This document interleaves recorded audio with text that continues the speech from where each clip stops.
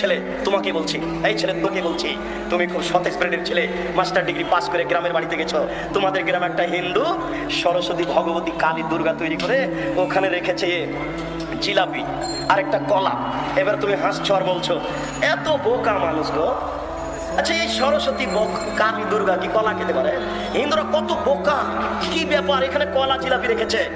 এই ছেলে তোমাকে বলছি, তুমি সাবধান থেকো। তুমি যে এখন স্কুলে এসে বলছো, এই ছেলেরা, এই মেয়েরা, আগামীকাল তোমরা ফুল নিয়ে আসবা, পায়ের জুতা খুলে দিয়ে বরকতের কবরে ফুল চড়াতে হবে। তোমার মাস্টার ডিগ্রিকে কবর দিতে এসেছি, তুমি মনে রেখো। তুমি বলো সারা বাংলাদেশ কেন, সারা পৃথিবীর মানুষ যদি পায়ের জুতা খুলে দিয়ে এই বরকতের কবরে ফুল চড়ায়, তাহলে বরকতের 1 পয়সা লাভ হবে নাকি? যদি না হয় তুমি এই কাজ করলে কেন? তাহলে ওর সরস্বতী ভগবতীর কাছে কলা দেওয়া আর তোমার এই কবরে ফুল চড়ানো দুইটা সময়ের নয় কি? তুমি মুসলিম, তুমি মুসলিম।